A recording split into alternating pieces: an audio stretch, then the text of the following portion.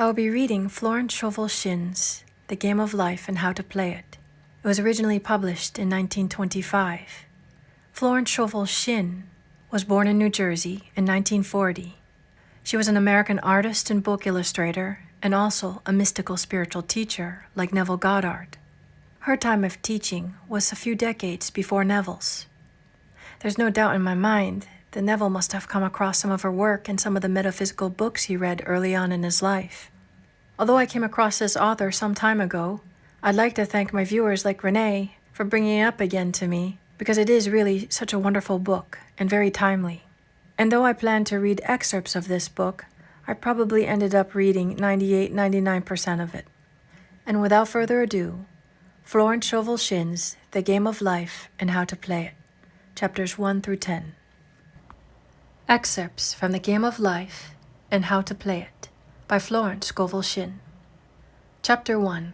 The Game. Most people consider life a battle, but it is not a battle, it is a game. It is a game, however, which cannot be played successfully without the knowledge of spiritual law, and the Old and the New Testaments give the rules of the game with wonderful clearness. If he gives hate, he will receive hate. If he gives love, he will receive love. If he gives criticism, he will receive criticism. If he lies, he will be lied to. If he cheats, he will be cheated. We are taught also that the imagining faculty plays a leading part in the game of life. This means that what man images sooner or later externalizes in his affairs. I know of a man who feared a certain disease. It was a very rare disease and difficult to get, but he pictured it continually and read about it until it manifested in his body, and he died, the victim of distorted imagination. So we see, to play successfully the game of life, we must train the imaging faculty. A person with an imaging faculty trained to image only good brings into his life every righteous desire of his heart: health, wealth, love, friends, perfect self-expression, his highest ideals. The imagination has been called the scissors of the mind, and it is ever cutting, day by day, the pictures man sees there, and sooner or later he meets his own creations in his outer world. To train the imagination successfully, man must understand the workings of his mind. The Greeks said, "Know thyself." There are three departments of the mind: the subconscious, conscious, and superconscious. The subconscious is simply power without direction. It is like steam or electricity, and it does what it is directed to do. It has no power of induction. Whatever man feels deeply or images clearly is impressed upon the subconscious mind and carried out in minutest detail. For example, a woman I know, when a child, always made believe she was a widow. She dressed up in black clothes and wore a long black veil, and people thought she was very clever and amusing. She grew up and married a man with whom she was deeply in love. In a short time he died, and she wore black and a sweeping veil for many years. The picture of herself as a widow was impressed upon the subconscious mind, and in due time worked itself out, regardless of the havoc created. The conscious mind has been called mortal or carnal mind. It is a human mind and sees life as it appears to be. It sees death, disaster, sickness, poverty, and limitation of every kind, and it impresses the subconscious. The superconscious mind is the God mind within each man, and is the realm of perfect ideas. In it is the perfect pattern, spoken of by Plato, the divine design. For there is a divine design for each person. There is a place that you are to fill and no one else can fill, something you are to do, which no one else can do. There is a perfect picture of this in the superconscious mind. It usually flashes across the conscious as an unattainable ideal, something too good to be true.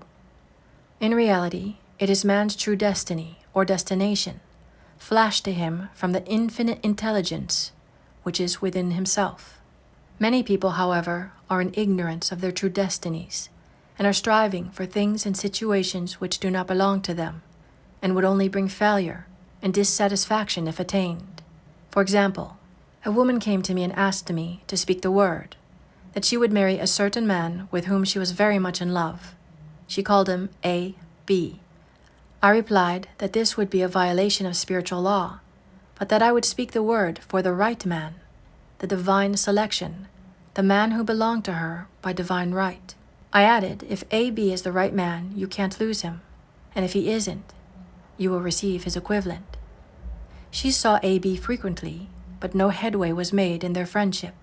One evening she called and said, "Do you know, for the last week, AB hasn't seemed so wonderful to me." I replied, "Maybe he is not the divine selection. Another man may be the right one." Soon after that, she met another man who fell in love with her at once, and who said she was his ideal. In fact, he said all the things that she had always wished AB would say to her. She remarked, it was quite uncanny. She soon returned his love and lost all interest in AB. This shows the law of substitution. A right idea was substituted for a wrong one. Therefore, there was no loss or sacrifice involved. Many people have brought disaster into their lives through idle words. For example, a woman once asked me why her life was now one of poverty, of limitation. Formerly, she had a home, was surrounded by beautiful things, and had often tired of the management of her home, and had said repeatedly, "I'm sick and tired of things. I wish I lived in a trunk." And she added, "Today I am living in that trunk." She had spoken herself into a trunk. The subconscious mind has no sense of humor, and people often joke themselves into unhappy experiences. For example, a woman who had a great deal of money joked continually about getting ready for the poorhouse. In a few years, she was almost destitute, having impressed the subconscious mind with a picture of lack and limitation. Fortunately, the law works both ways, and a situation of lack may be changed to one of plenty. For example, a woman came to me one hot summer's day for a treatment for prosperity. She was worn out, dejected, and discouraged. She said she possessed just $8 in the world. I said, "Good, we'll bless the $8 and multiply them, as Jesus Christ multiplied the loaves and fishes, for he taught that every man has the power to bless and to multiply, to heal and to prosper." She said, "What shall I do next?" I replied, "Follow intuition." I replied, "Follow intuition. Have you a hunch to do anything or to go anywhere?" Intuition means intuition, or to be taught from within. It is man's unerring guide, and I will deal more fully with its law in a following chapter. The woman replied, "I don't know. I seem to have a hunch to go home. I've just enough money for car fare." Her home was in a distant city and was one of lack and limitation, and the reasoning mind or intellect would have said, "Stay in New York and get work and make some money." I replied, "Then go home. Never violate a hunch." I spoke the following words for her. Infinite Spirit, open the way for great abundance, for she is an irresistible magnet for all that belongs to her by divine right. I told her to repeat it continually also. She left for home immediately. In calling on a woman one day, she linked up with an old friend of her family. Through this friend, she received thousands of dollars in a most miraculous way. She has said to me often, "Tell people about the woman who came to you with $8 and a hunch." There is always plenty on man's pathway, but it can only be brought into manifestation through desire, faith, or the spoken word. Jesus Christ brought out clearly that man must make the first move. Ask, and it shall be given you. Seek, and you shall find. Knock, and it shall be opened unto you.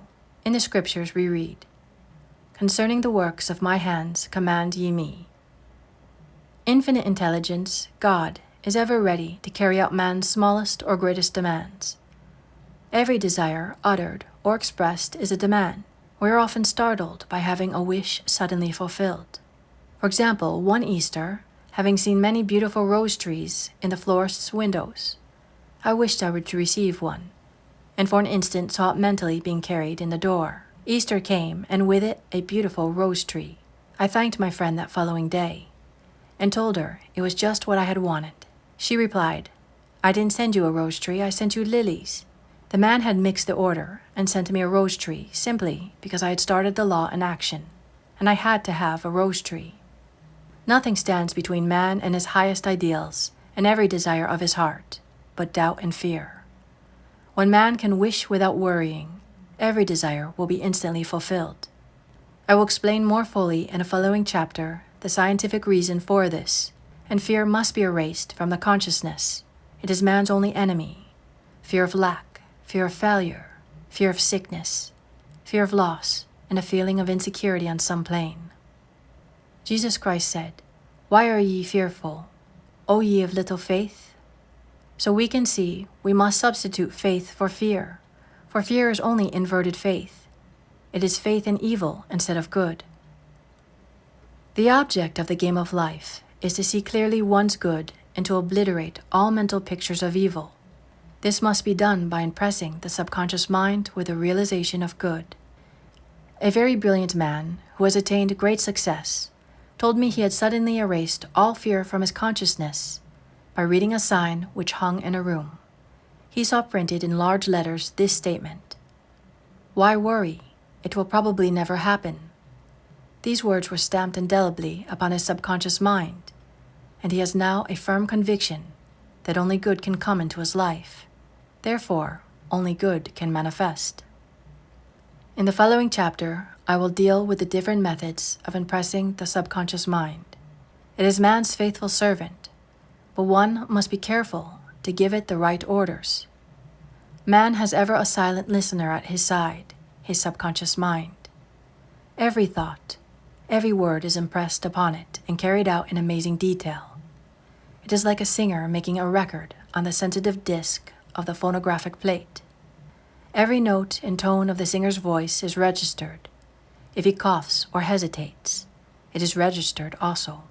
So let us break all the old bad records in the subconscious mind, the records of our lives which we do not wish to keep, and make new and beautiful ones. Speak these words aloud, with power and conviction.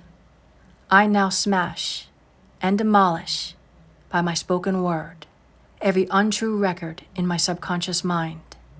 They shall return to the dust heap of their native nothingness, for they came from my own vain imaginings. I now make my perfect records through the Christ within, the records of health, wealth, love, and perfect self-expression.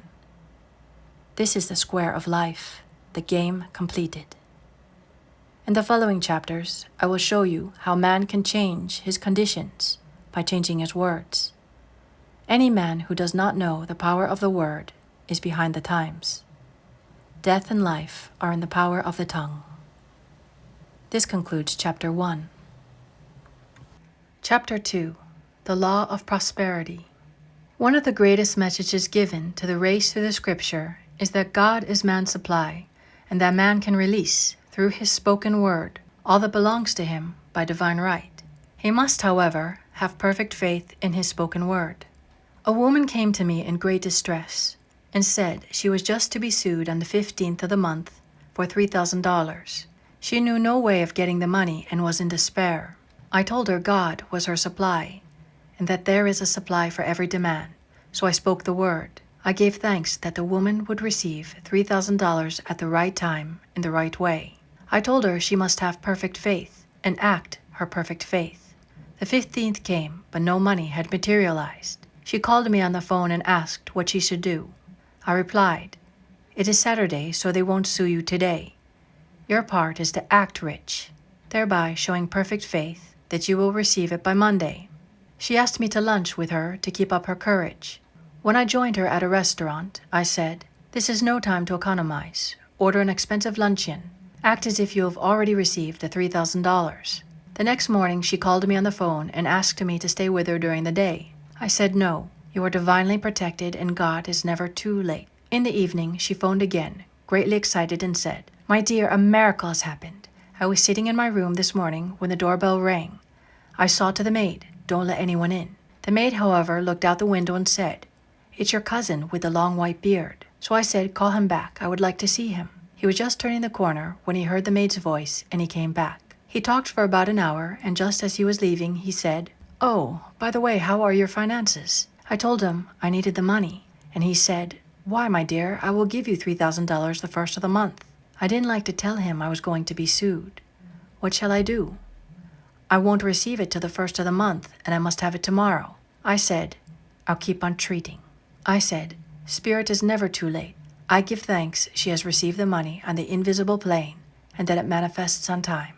The next morning her cousin called her up and said, 'Come to my office this morning, and I will give you the money.' That afternoon, she had $3,000 to her credit in the bank and wrote checks as rapidly as her excitement could permit. If one asks for success and prepares for failure, he will get the situation he has prepared for. For example, a man came to me asking to speak the word that a certain debt would be wiped out. I found he spent his time planning what he would say to the man when he did not pay his bill, thereby neutralizing my words. He should have seen himself paying the debt. We have a wonderful illustration of this in the Bible. Man must prepare for the thing he has asked for when there isn't the slightest sign of it in sight. For example, a woman found it necessary to look for an apartment during the year when there was a great shortage of apartments in New York. It was considered almost an impossibility, and her friends were sorry for her and said, "Isn't it too late? You'll have to store your furniture and live in a hotel." She replied, "You needn't feel sorry for me. I'm a Superman, and I'll get an apartment." She spoke the words, "Infinite Spirit, open the way for the right apartment." She knew there was a supply for every demand, and that she was unconditioned, working on the spiritual plane, and that one with God is a majority. She had contemplated buying new blankets when the tempter, the adverse thought or reasoning mind, suggested, "Don't buy the blankets. Perhaps after all you won't get an apartment, and you will have no use for them." She promptly replied to herself, "I'll dig my ditches by buying the blankets." So she prepared for the apartment, acted as though she already had it. She found one in a miraculous way, and it was given to her, although there was over 200 other applicants.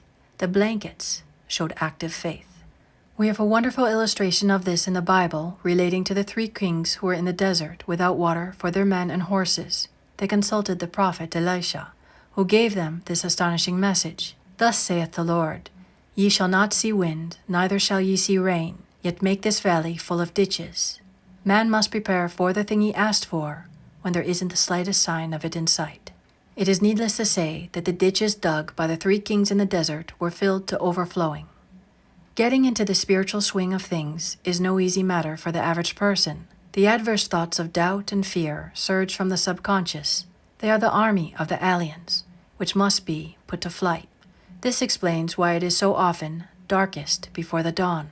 A big demonstration is usually preceded by tormenting thoughts.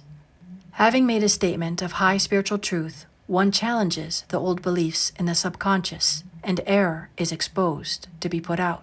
This is the time when one must make his affirmations of truth repeatedly, and rejoice and give thanks that he has already received. "Before ye call, I shall answer."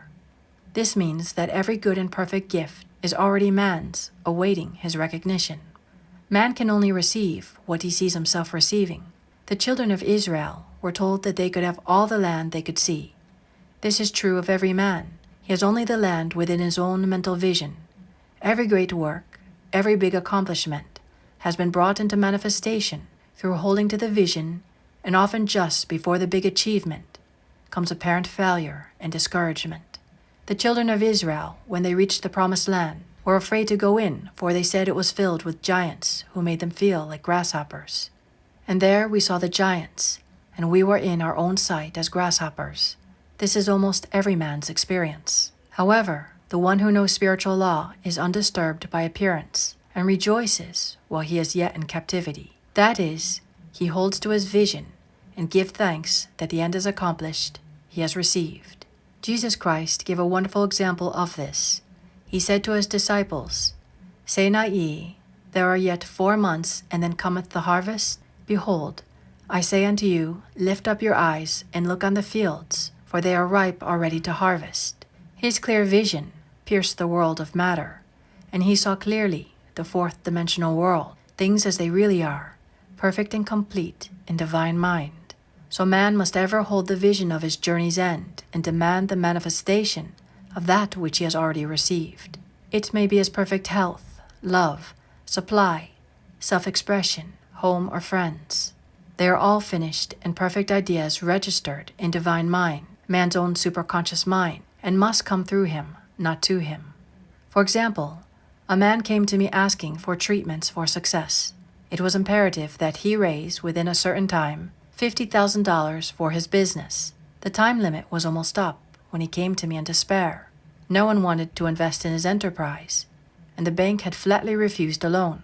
I replied, I suppose you lost your temper while at the bank, therefore your power. You can control any situation if you first control yourself. Go back to the bank, I added, and I will treat. My treatment was, you are identified in love with the spirit of everyone connected with the bank. Let the divine idea come out of this situation. He replied, Woman, you are talking about an impossibility. Tomorrow is Saturday. The bank closes at 12, and my train won't get me there until 10, and the time limit is up tomorrow. And anyway, they won't do it. It's too late. I replied, God doesn't need any time and is never too late. With him, all things are possible. I added, I don't know anything about business, but I know all about God. He replied, It all sounds fine when I sit here listening to you, but when I go out it's terrible. He lived in a distant city, and I did not hear from him for a week. Then came a letter. It read, You were right, I raised the money, and I will never doubt again the truth of all that you told me.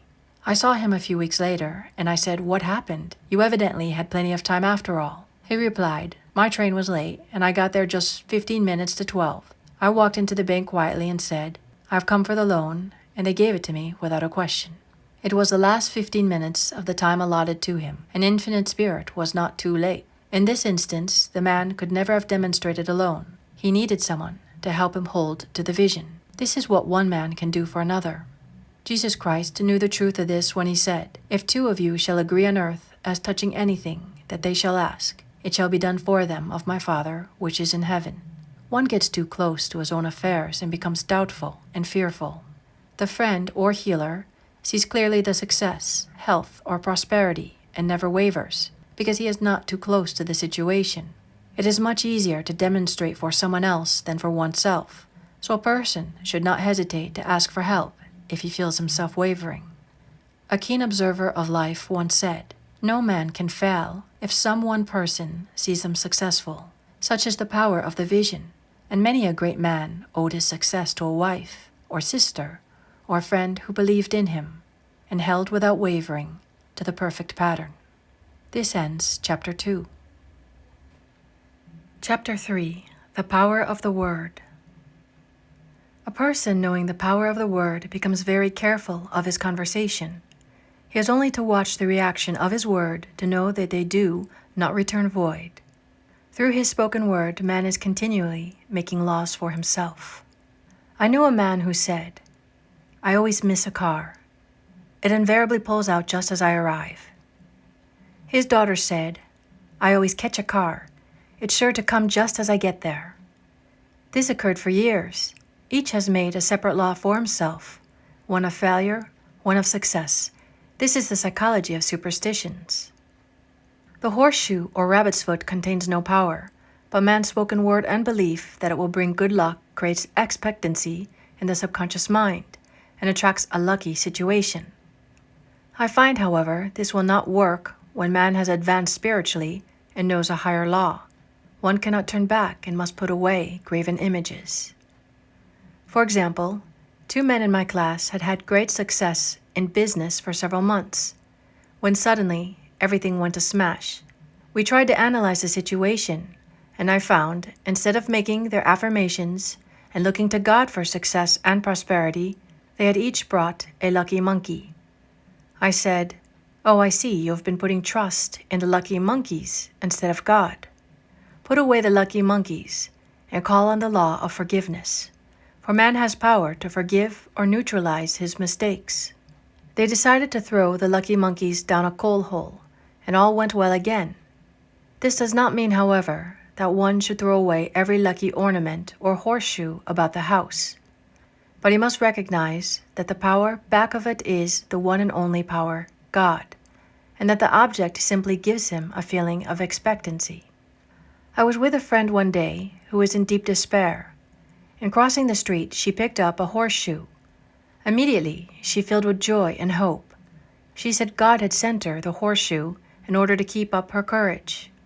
It was indeed at that moment about the only thing that could have registered in her consciousness. Her hope became faith, and she ultimately made a wonderful demonstration. I wish to make the point clear that the men previously mentioned were depending on the monkeys alone, while this woman recognized the power back of the horseshoe.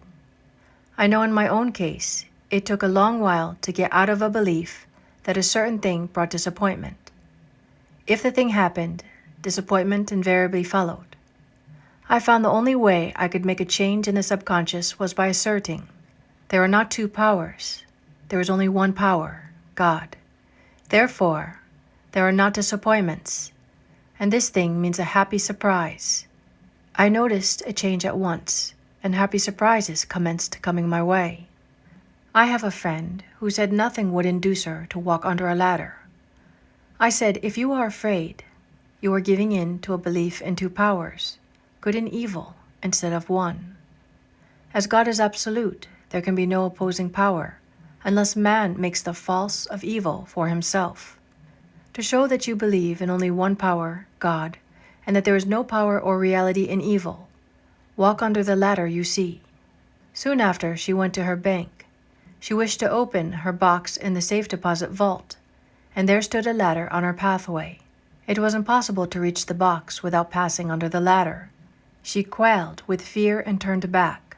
She could not face the lion on her pathway.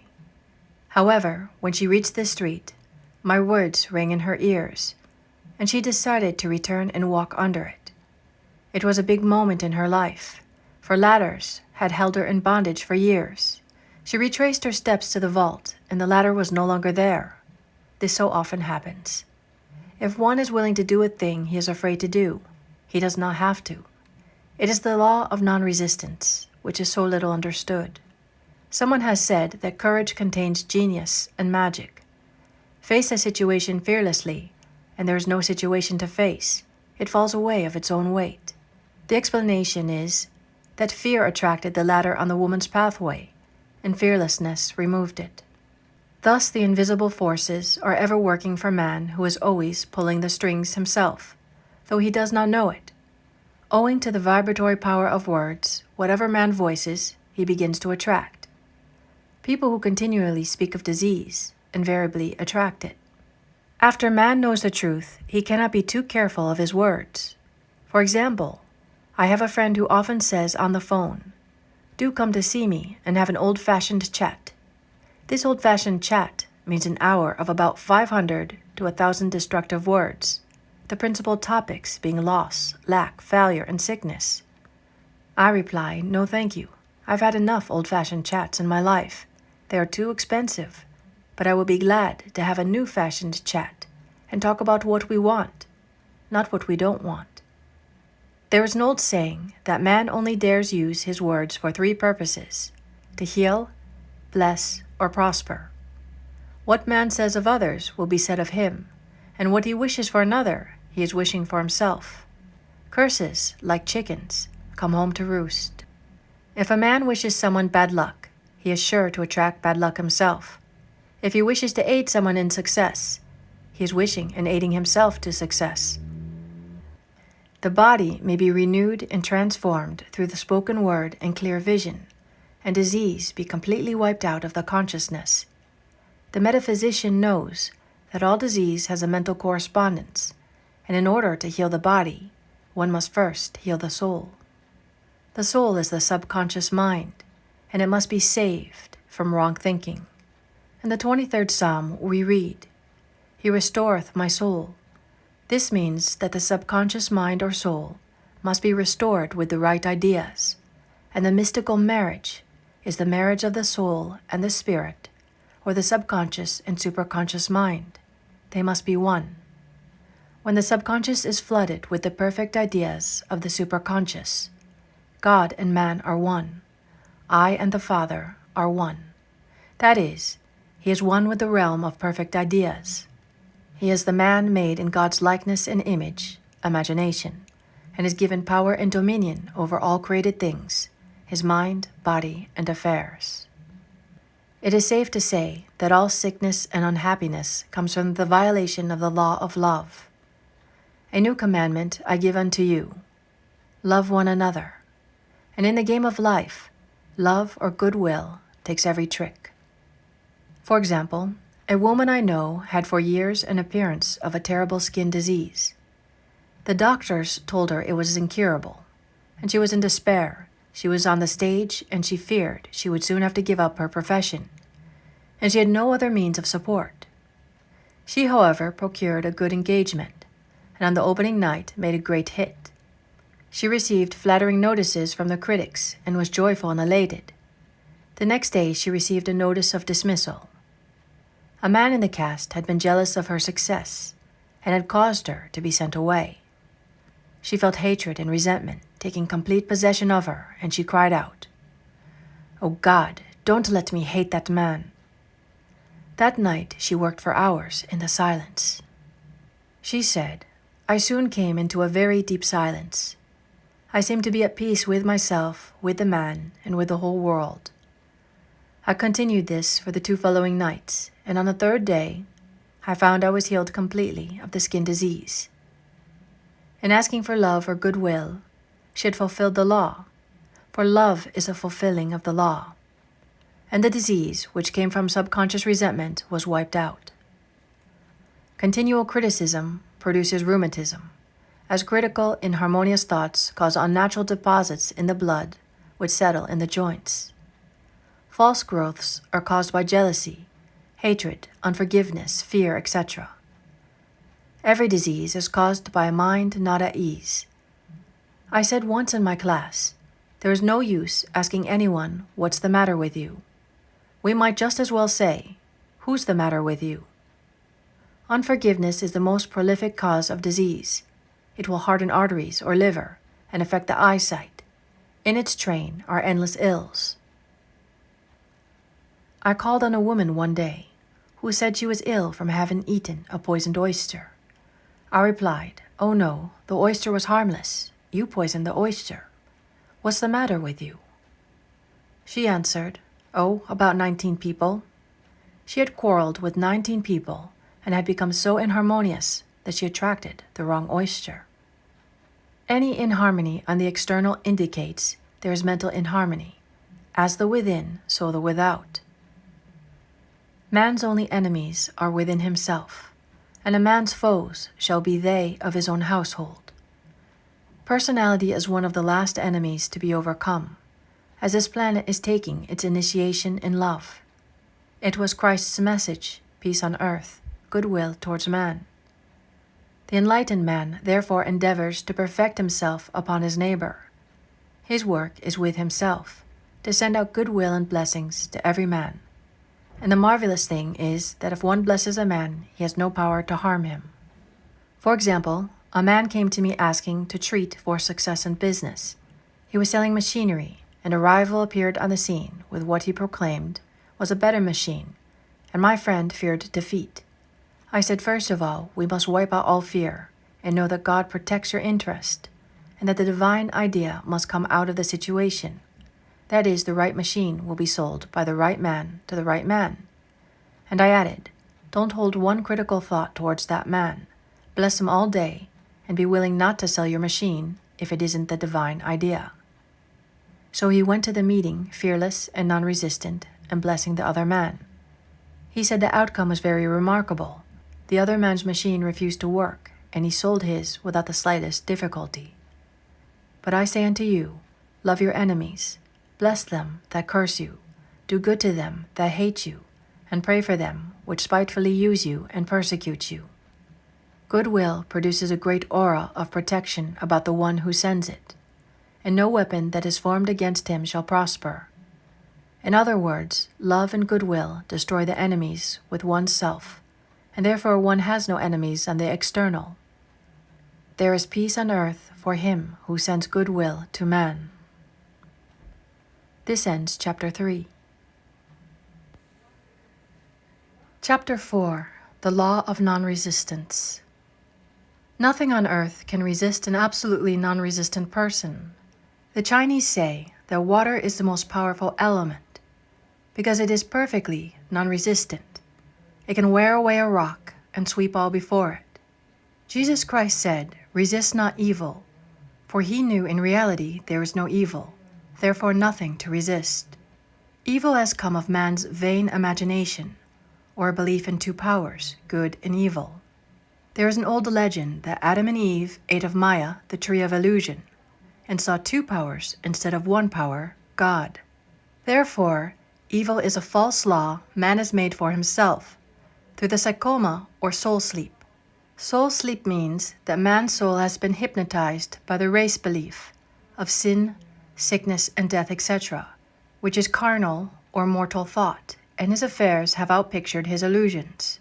We have heard in previous chapters that man's soul is his subconscious mind, and whatever he feels deeply, good or bad, is outpictured by the faithful servant. His body and affairs show forth what he has been picturing. The sick man has pictured sickness, the poor man poverty, the rich man wealth. People often say, why does a little child attract illness when it is too young even to know what it means? I answer that children are sensitive and receptive to the thoughts of others around them, and often outpicture the fears of their parents. I heard a metaphysician once say, if you do not run your subconscious mind yourself, someone else will run it for you. Mothers often, unconsciously, attract illness and disaster to their children by continually holding them in thoughts of fear and watching for symptoms. For example, a friend asked a woman if her little girl had had the measles. She replied promptly, not yet. This implied that she was expecting the illness and therefore preparing the way for what she did not want for herself and child. However, the man who is centered and established in right thinking, the man who sends out only goodwill to his fellow man, and who is without fear, cannot be touched or influenced by the negative thoughts of others.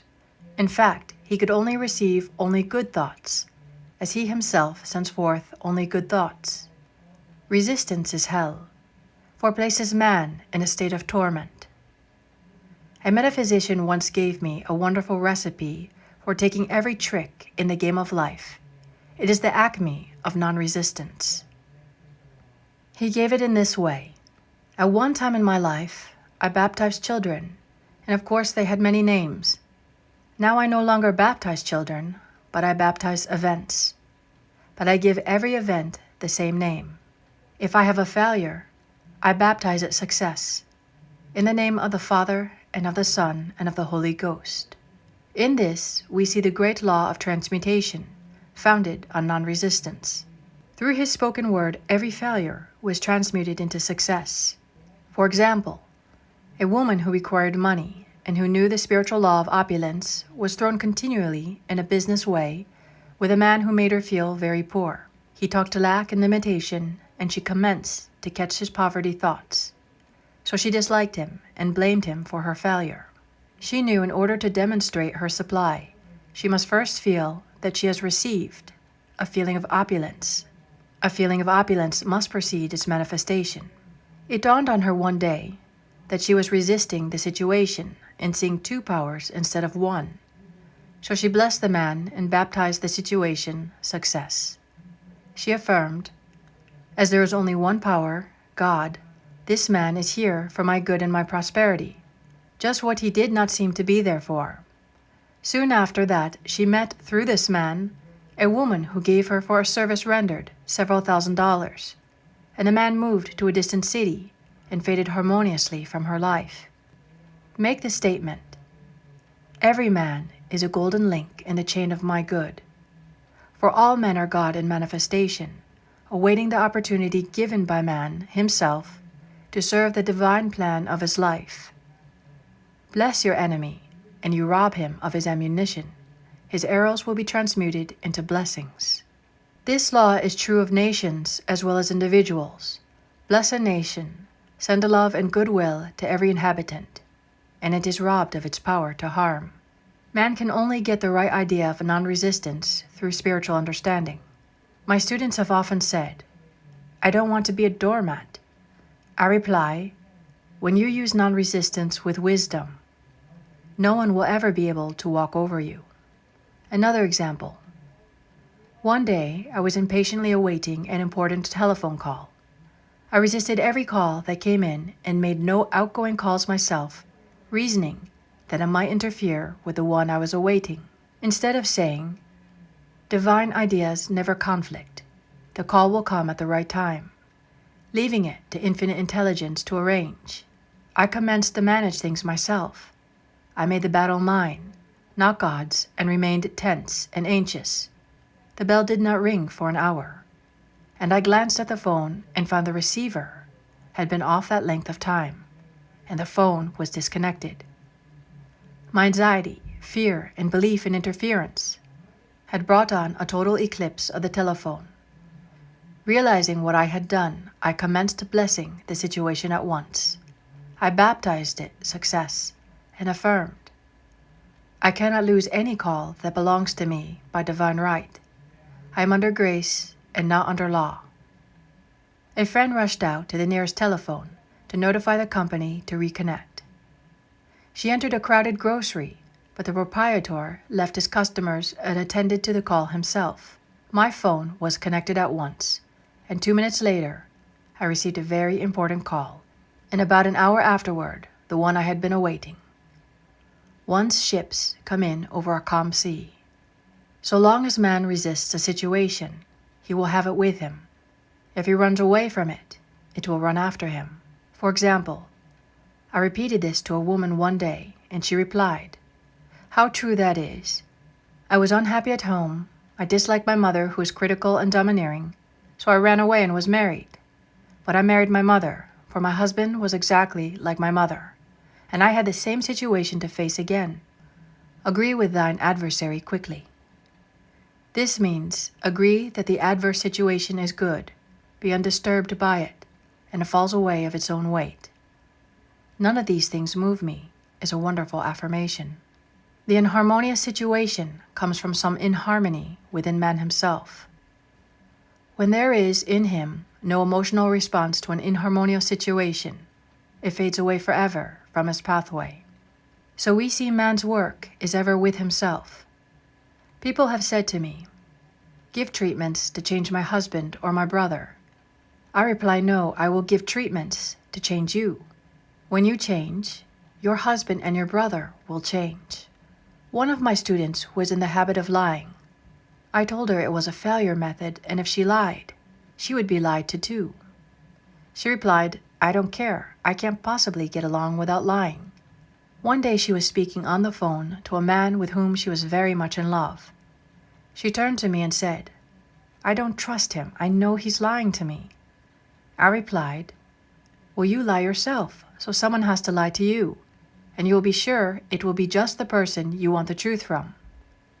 Sometime after that, I saw her and she said, I'm cured of lying. I questioned, what cured you? She replied, I have been living with a woman who lied worse than I did. One is often cursed of his faults by seeing them in others.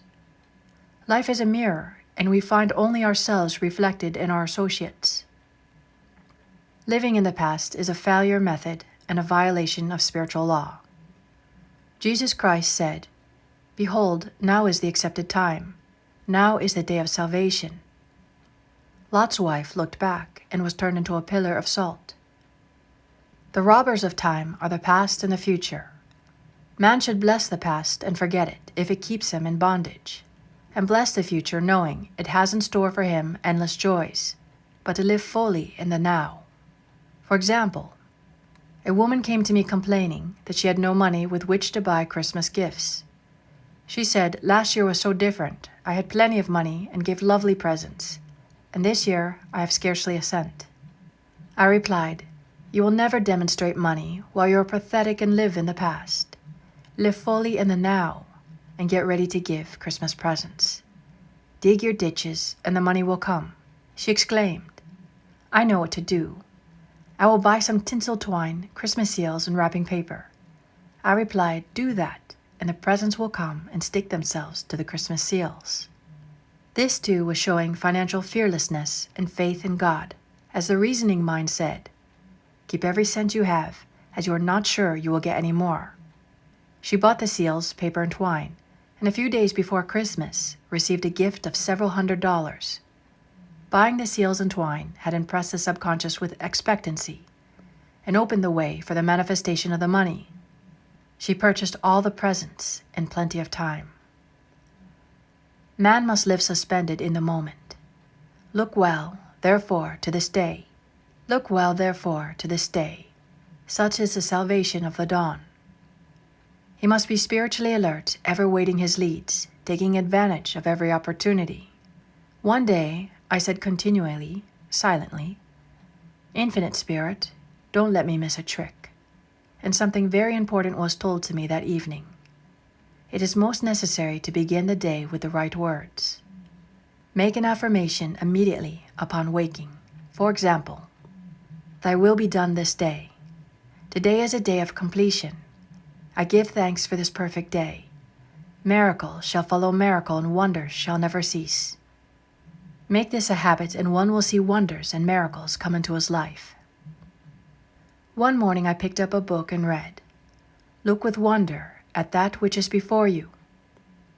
It seemed to be my message for the day, so I repeated again and again, Look with wonder at that which is before you. At about noon, a large sum of money was given me, which I had been desiring for a certain purpose. In the following chapter, I will give affirmations that I have found most effective. However, one should never use an affirmation unless it is absolutely satisfying and convincing to his own consciousness.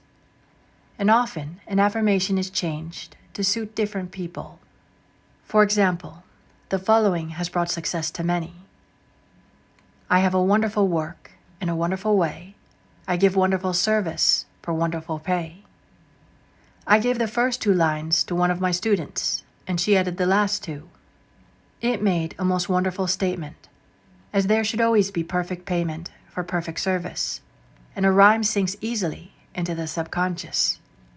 She went about singing it aloud, and soon did receive wonderful work in a wonderful way, and gave wonderful service for wonderful pay. Another student, a businessman, took it and changed the word work to business. He repeated, I have a wonderful business in a wonderful way, and I give wonderful service for wonderful pay. That afternoon, he made a $41,000 deal, though there had been no activity in his affairs for months. Every affirmation must be carefully worded and completely cover the ground. For example, I know a woman who is in great need and made a demand for work. She received a great deal of work, but was never paid anything. She now knows to add, wonderful service for wonderful pay. It is man's divine right to have plenty, more than enough. His barns should be full, and his cup should flow over. This is God's idea for man. And when man breaks down the barriers of lack in his own consciousness, the golden age will be his, and every righteous desire of his heart fulfilled. This ends Chapter 4. Chapter 5. The Law of Karma and the Law of Forgiveness. Man receives only that which he gives. The game of life is a game of boomerangs. Man's thoughts, deeds, and words return to him sooner or later with astounding accuracy.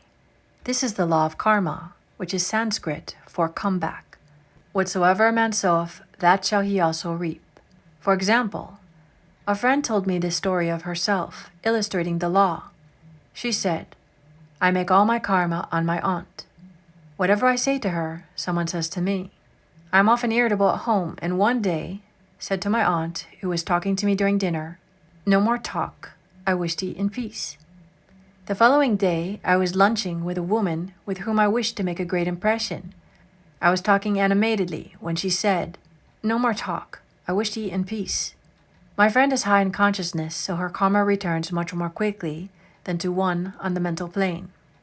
The more a man knows, the more he is responsible for, and a person with a knowledge of spiritual law, which he does not practice, suffers greatly in consequence. The fear of the Lord, law, is the beginning of wisdom. If we read the word law, it will make many passages in the Bible much clearer. Vengeance is mine. I will repay, saith the Lord, law. It is the law which takes vengeance, not God.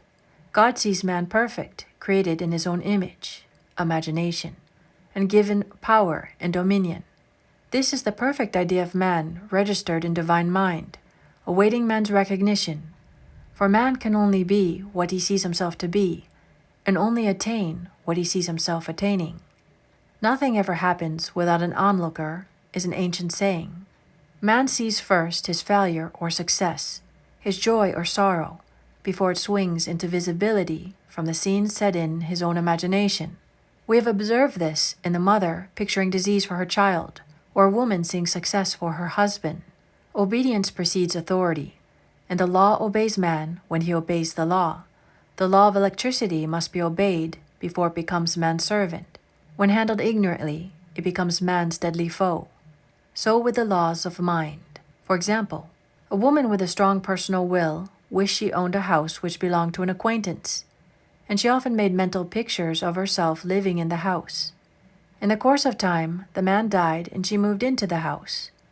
Several years afterwards, coming into the knowledge of spiritual law, she said to me, "Do you think I had anything to do with that man's death?"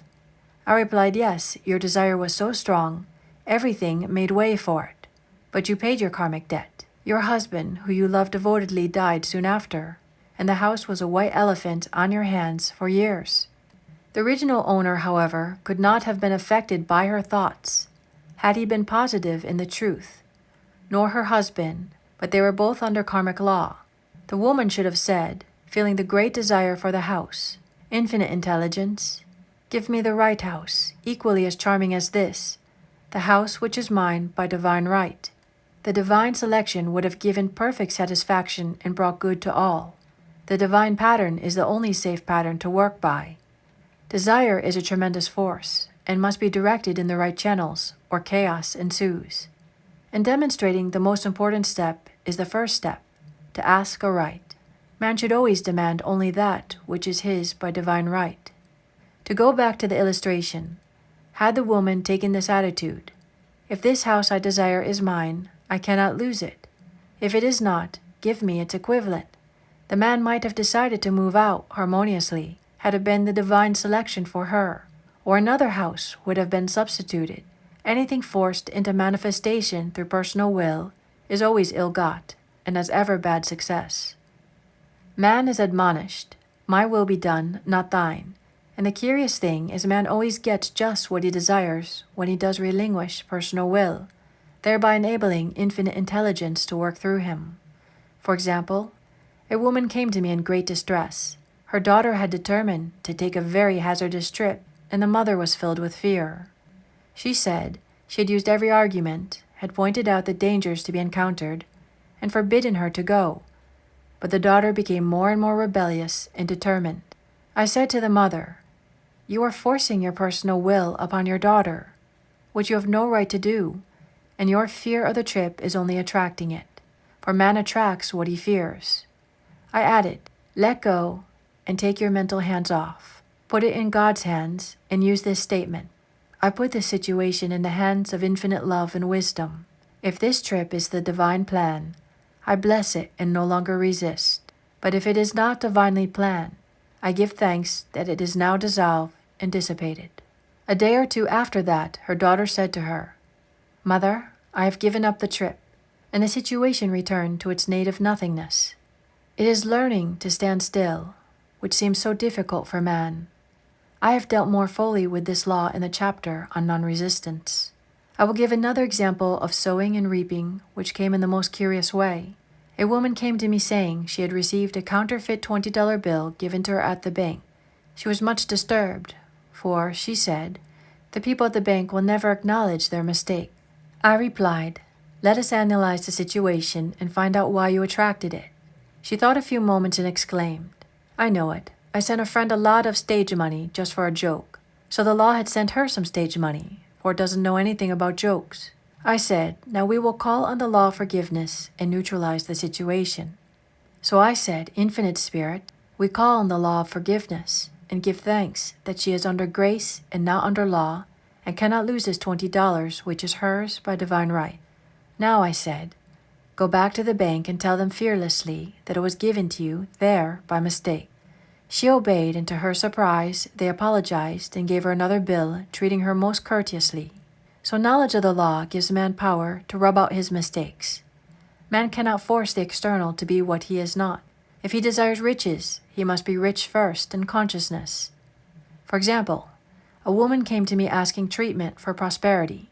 She did not take much interest in her household affairs, and her home was in great disorder. I said to her, "If you wish to be rich, you must be orderly. All men with great wealth are orderly, and order is heaven's first law. I added, "You will never become rich with a burnt match and a pincushion." She had a good sense of humor and commenced immediately putting her house in order. She arranged furniture, straightened out bureau drawers, cleaned rugs, and soon made a big financial demonstration, a gift from a relative. The woman herself became made over and keeps herself keyed up financially by being ever watchful of the external and expecting prosperity, knowing God is her supply. Many people are in ignorance of the fact that gifts and things are investments, and that hoarding and saving invariably leads to loss. There is that scattereth and yet increaseth, and there is that withholdeth more than is meet, but it tendeth to poverty. For example, I knew a man who wanted to buy a fur-lined overcoat. He and his wife went to various shops, but there was none he wanted. He said they were all too cheap-looking. At last he was shown one. The salesman said was valued at $1,000, but which the manager would sell him for $500, as it was late in the season. His financial possessions amounted to about $700. The reasoning mind would have said, "You can't afford to spend nearly all you have on a coat," but he was very intuitive and never reasoned. He turned to his wife and said, "If I get this coat, I'll make a ton of money." So his wife consented, weakly. About a month later, he received a $10,000 commission. The coat made him feel so rich, it linked him with success and prosperity. Without the coat, he would not have received the commission. It was an investment, paying large dividends. If man ignores these leadings to spend or to give, the same amount of money will go in an uninteresting or unhappy way. For example, a woman told me on Thanksgiving Day she informed her family that they could not afford a Thanksgiving dinner. She had the money, but decided to save it. A few days later, someone entered her room and took from the bureau drawer the exact amount that dinner would have cost. The law always stands back of the man who spends fearlessly with wisdom. For example, one of my students was shopping with her little nephew. The child clamored for a toy, which she told him she could not afford to buy. She realized suddenly that she was seeking lack and not recognizing God as her supply. So she bought the toy and on her way home, picked up in the street the exact amount of money she had paid for it. Man's supply is inexhaustible and unfailing when fully trusted, but faith or trust must precede the demonstration. According to your faith, be it unto you. Faith is the substance of things hoped for, the evidence of things not seen. For faith holds the vision steady, and the adverse pictures are dissolved and dissipated, and in due season we shall reap if we faint not. Jesus Christ brought the good news, the gospel, that there was a higher law than the law of karma, and that the law transcends the law of karma. It is the law of grace, or forgiveness. It is the law which frees man from the law of cause and effect, the law of consequence, under grace and not under law. We are told that on this plane man reaps where he has not sown. The gifts of God are simply poured out upon him. All that the kingdom affords is his. This continued state of bliss awaits the man who has overcome the race, or world, thought. In the world thought there is tribulation, but Jesus Christ said, "Be of good cheer, I have overcome the world." The world thought is that of sin, sickness, and death. He saw their absolute unreality and said sickness and sorrow shall pass away and death itself, the last enemy, be overcome. We know now from a scientific standpoint that death could be overcome by stamping the subconscious mind with the conviction of eternal youth and eternal life. The subconscious, being simply power without direction, carries out orders without questioning. Working under the direction of the superconscious, the Christ or God within man, the resurrection of the body would be accomplished. Man would no longer throw off his body in death. It would be transformed into the body electric, sung by Walt Whitman, for Christianity is founded upon the forgiveness of sins and an empty tomb. This ends Chapter 5. Chapter 6. Casting the burden and pressing the subconscious. When man knows his own powers and the workings of his mind, his great desire is to find an easy and quick way to impress the subconscious with good, for simply an intellectual knowledge of the truth will not bring results. In my own case, I found the easiest way is in casting the burden. A metaphysician once explained it in this manner. He said, "The only thing that gives anything weight in nature is the law of gravitation, and if a boulder could be taken high above the planet, there would be no weight in the boulder. And this is what Jesus Christ meant when he said, "My yoke is easy and my burden is light." He had overcome the world vibration and functioned in the fourth dimensional realm, where there's only perfection, completion, life, and joy. He said, "Come to me, all ye that are labor and are heavy laden, and I will give you rest. Take my yoke upon you, for my yoke is easy and my burden is light." We are also told in the 55th Psalm to cast thy burden upon the Lord. Many passages in the Bible state that the battle is God's, not man's, and that man is always to stand still and see the salvation of the Lord. This indicates that the superconscious mind, or Christ within, is the department which fights man's battle and relieves him of his burdens. We see, therefore, that man violates law if he carries a burden, and a burden is an adverse thought or condition, and this thought or condition has its root in the subconscious. It seems almost impossible to make any headway directing the subconscious from the conscious or reasoning mind. As the reasoning mind, the intellect, is limited in its conceptions and filled with doubts and fears. How scientific it then is to cast the burden upon the superconscious mind, or Christ within, where it is made light or dissolved into its native nothingness. For example, a woman in urgent need of money made light upon the Christ within, the superconscious, with the statement, "I cast this burden of lack on the Christ within, and I go free to have plenty." The belief in lack was her burden, and as she cast it upon the superconscious with its belief of plenty, an avalanche of supply was the result. We read, "The Christ in you, the hope of glory." Another example. One of my students had been given a new piano, and there was no room in her studio for it until she had moved out the old one. She was in a state of perplexity. She wanted to keep the old piano, but knew of no place to send it. She became desperate, as the new piano was to be sent immediately, in fact, was on its way, with no place to put it. She said it came to her to repeat, "I cast this burden on the Christ within, and I go free."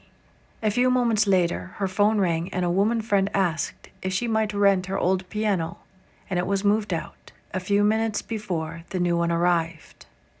I knew a woman whose burden was resentment. She said, "I cast this burden of resentment on the Christ within, and I go free to be loving, harmonious, and happy." The almighty superconscious flooded the subconscious with love, and her whole life was changed. For years, resentment has held her in a state of torment and imprisoned her soul, the subconscious mind. The statement should be made over and over and over, sometimes for hours at a time, silently or audibly, with quietness but determination. I have often compared it to winding up a Victrola. We must wind ourselves up with spoken words. I have noticed, in casting the burden, after a little while, one seems to see clearly. It is impossible to have clear vision while in the throes of carnal mind. Doubts and fear poison the mind and body, and imagination runs riot, attracting disaster and disease. In steadily repeating the affirmation, "I cast this burden on the Christ within and go free," the vision clears, and with it, a feeling of relief, and sooner or later comes the manifestation of good, be it health, happiness, or supply. One of my students once asked me to explain the darkness before the dawn. I referred in a preceding chapter to the fact that often, before the big demonstration, everything seems to go wrong, and deep depression clouds the consciousness. It means that out of the subconscious are rising the doubts and fears of the ages. These old derelicts of the subconscious rise to the surface to be put out. It is then that man should clap his cymbals like the Jehoshaphat and give thanks that he is saved, even though he seems surrounded by the enemy, the situation of lack or disease. The student continued, "How long must one remain in the dark?" And I replied, "Until one can see in the dark, and casting the burden enables one to see in the dark." In order to impress the subconscious, active faith is always essential. Faith without works is dead. In these chapters, I have endeavored to bring out this point. Jesus Christ showed active faith when he commanded the multitude to sit down on the ground before he gave thanks for the loaves and fishes. I will give another example showing how necessary this step is. In fact, active faith is the bridge over which a man passes to his promised land. Through misunderstanding, a woman had been separated from her husband whom she loved deeply. He refused all offers of reconciliation and would not communicate with her in any way. Coming into the knowledge of spiritual law, she denied the appearance of separation. She made this statement: "There is no separation in divine mind. Therefore, I cannot be separated from the love and companionship which are mine by divine right." She showed active faith by arranging a place for him at the table every day, thereby impressing the subconscious with a picture of his return. Over a year passed, but she never wavered, and one day he walked in. The subconscious is often impressed through music. Music has a fourth-dimensional quality and releases the soul from imprisonment. It makes wonderful things seem possible and easy of accomplishment. I have a friend who uses her Victrola daily for this purpose. It puts her in a perfect harmony and releases the imagination. Another woman often dances while making her affirmations. The rhythm and harmony of music and motion carry her words forth with tremendous power. The student must also remember not to despise the day of small things. Invariably, before a demonstration come, signs of land. Before Columbus reached America, he saw birds and twigs, which showed him land was near. So it is with a demonstration, but often the student mistakes it for the demonstration itself and is disappointed. For example, a woman had spoken the word for a set of dishes. Not long afterwards, a friend gave her a dish which was old and cracked. She came to me and said, "Well, I asked for a set of dishes, and all I got was a cracked plate." I replied, "The plate was only a sign of land. It shows your dishes are coming. Look upon it as a bird and seaweed." And not long afterwards, the dishes came. Continually making believe impresses the subconscious. If one makes believe he is rich and makes believe he is successful, in due time he will reap. Children are always making believe, and except ye be converted and become as little children, ye shall not enter the kingdom of heaven. For example, I know of a woman who was very poor, but no one could make her feel poor. She earned a small amount of money from rich friends who constantly reminded her of her poverty, and to be careful and saving. Regardless of their admonitions, she would spend all her earnings on a hat, or make someone a gift, and be in a rapturous state of mind. Her thoughts were always centered on beautiful clothes, and rings and things, but without envying others. She lived in a world of the wondrous, and only riches seemed real to her. Before long, she married a rich man, and rings and things became visible. I do not know whether the man was the divine selection, but opulence had to manifest in her life, as she had imaged only opulence. There is no peace or happiness for man until he has erased all fears from the subconscious.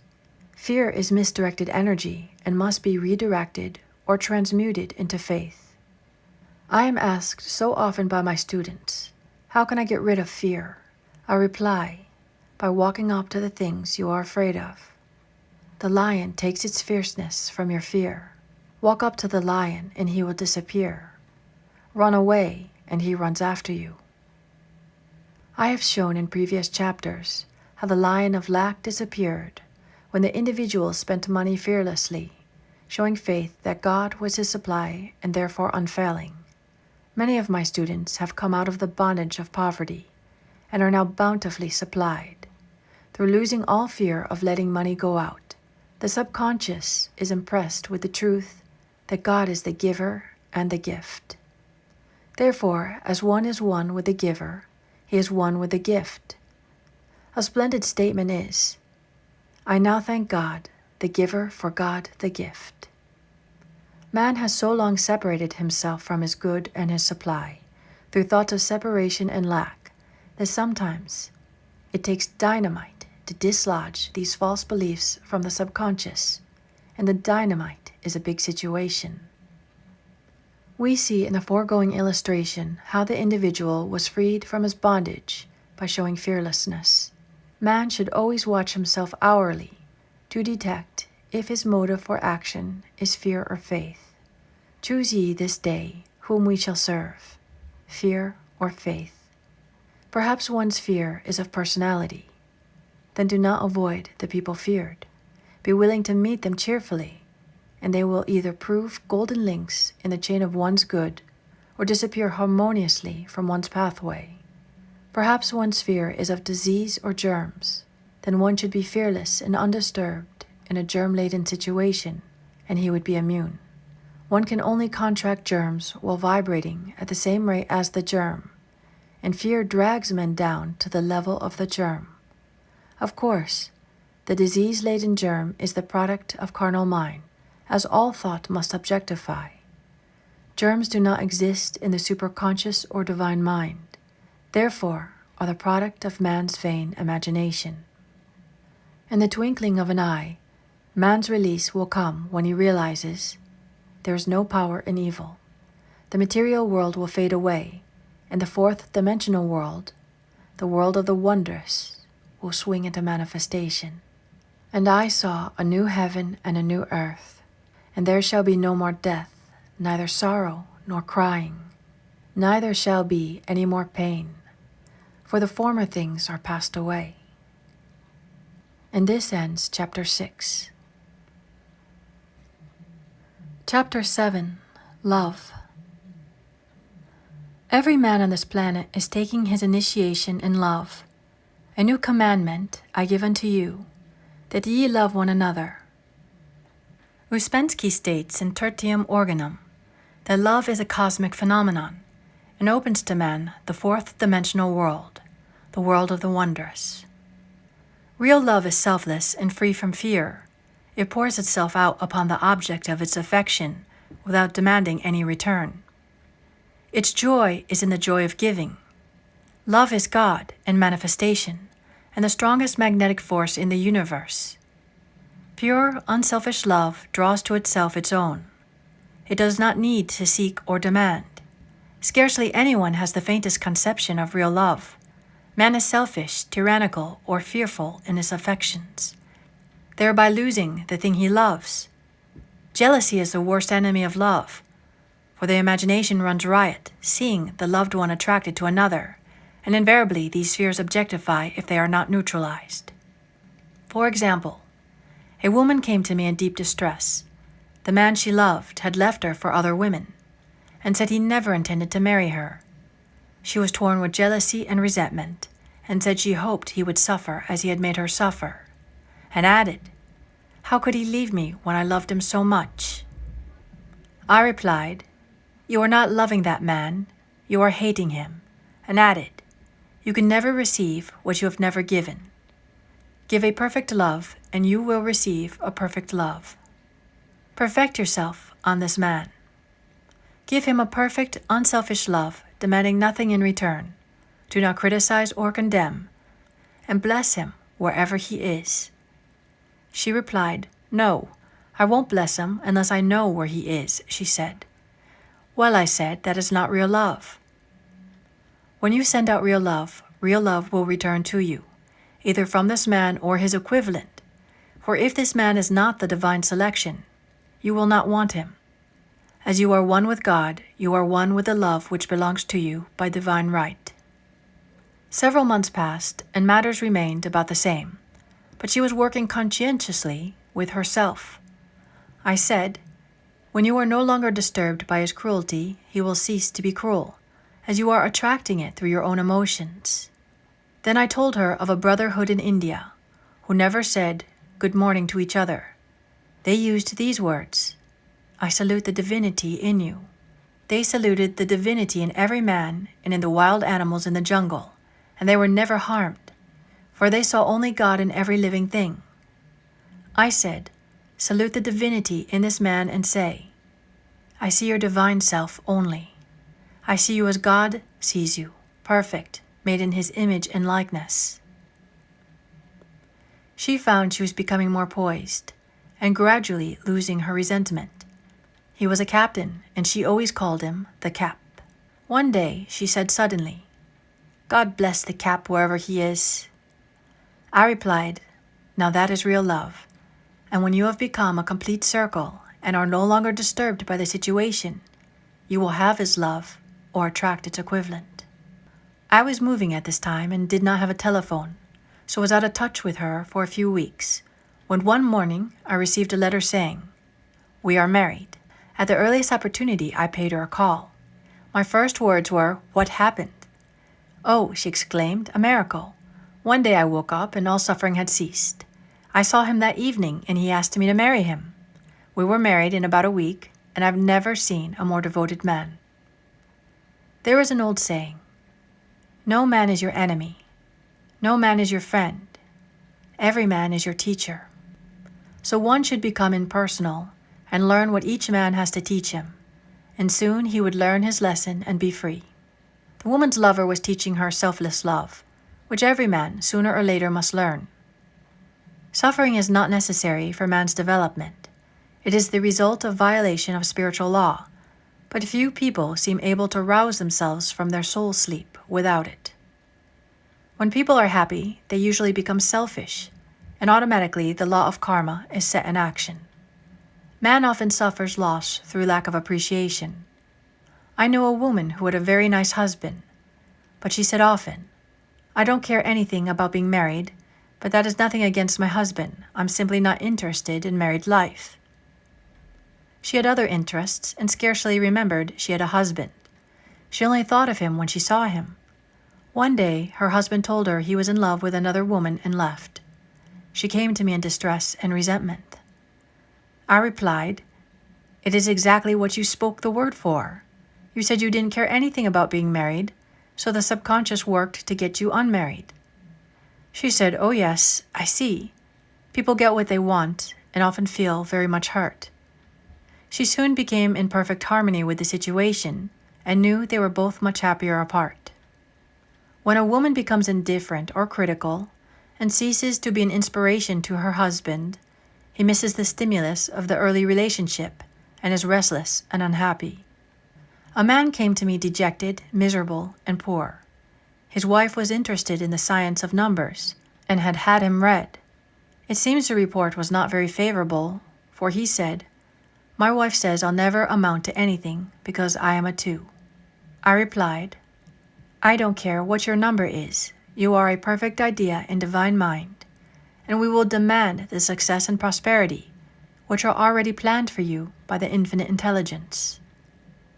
Within a few weeks, he had a very fine position, and a year or 2 later, he achieved a brilliant success as a writer. No man is a success in a business unless he loves his work. The picture the artist paints for love of his art is his greatest work. The potboiler is always something to live down. No man can attract money if he despises it. Many people are kept in poverty by saying, "Money means nothing to me, and I have a contempt for people who have it." This is the reason so many artists are poor. Their contempt for money separates them from it. I remember hearing one artist say of another, "He's no good as an artist, he has money in the bank." This attitude of mind, of course, separates man from his supply. He must be in harmony with a thing in order to attract it. Money is God in manifestation, as freedom from want and limitation, but it must always be kept in circulation and put to right uses. Hoarding and saving react with grim vengeance. This does not mean that man should not have houses and lots, stocks and bonds, for the barns of the righteous man shall be full. It means man should not hoard even the principal, if an occasion arises, when money is necessary, and letting it go out fearlessly and cheerfully, he opens the way for more to come in. For God is man's unfailing and inexhaustible supply. This is the spiritual attitude towards money, and the great bank of the universe never fails. We see an example of hoarding in the film production of Greed. The woman won $5,000 in a lottery, but would not spend it. She hoarded and saved, let her husband suffer and starve, and eventually she scrubbed floors for a living. She loved the money itself and put it above everything, and one night she was murdered and the money taken from her. This is an example of where love of money is the root of all evil. Money in itself is good and beneficial, but used for destructive purposes, hoarded and saved, or considered more important than love, brings disease and disaster and the loss of money itself. Follow the path of love, and all things are added, for God is love and God is supply. Follow the path of selfishness and greed, and the supply vanishes or man is separated from it. For example, I knew the case of a very rich woman who hoarded her income. She rarely gave anything away, but bought and bought things for herself. She was very fond of necklaces, and a friend once asked her how many she possessed. She replied 67.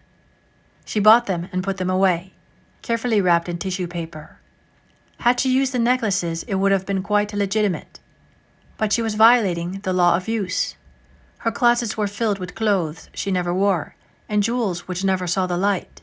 The woman's arms were gradually becoming paralyzed from holding on to things, and eventually she was considered incapable of looking after her affairs, and her wealth was handed over to others to manage.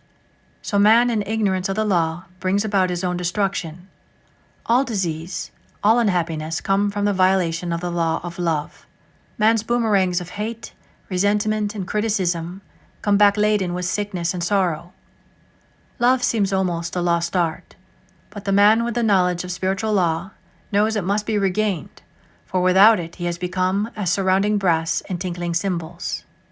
For example, I had a student who came to me, month after month, to clean her consciousness of resentment. After a while, she arrived at the point where she resented only one woman, but that one woman kept her busy.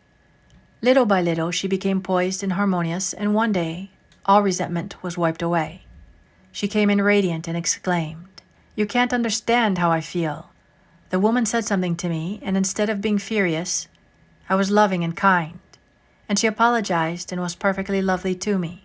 No one can understand the marvelous lightness I feel within. Love and goodwill are invaluable in business." For example, a woman came to me complaining of her employer. She said she was cold and critical, and she did not want her in the position. Well, I replied, salute the divinity in the woman and send her love. She said, I can't, she's a marble woman. I answered, you remember the story of the sculptor who asked for a certain piece of marble. He was asked why he wanted it, and he replied, because there is an angel in the marble, and out of it he produced a wonderful work of art. She said, very well, I'll try it. A week later, she came back and said, I did what you told me to, and now the woman is very kind and took me out in her car. People are sometimes filled with remorse for having done someone an unkindness, perhaps years ago. If the wrong cannot be righted, in effect cannot be neutralized by doing someone a kindness in the present. This one thing I do, forgetting those things which are behind, and reaching forth unto things where are before. Sorrow, regret, and remorse tear down the cells of the body and poison the atmosphere of the individual. A woman said to me in deep sorrow, treat me to be happy and joyous, for my sorrow makes me so irritable with members of my family that I keep making more karma. I was asked to treat a woman who was mourning for her daughter. I denied all belief in loss and separation, and affirmed that God was the woman's joy, love, and peace. The woman gained her poise at once, but sent word by her son not to treat any longer because she was so happy it wasn't respectable. So mortal mind loves to hang on to its griefs and regrets. I knew a woman who went about bragging of her troubles, so of course she always had something to brag about.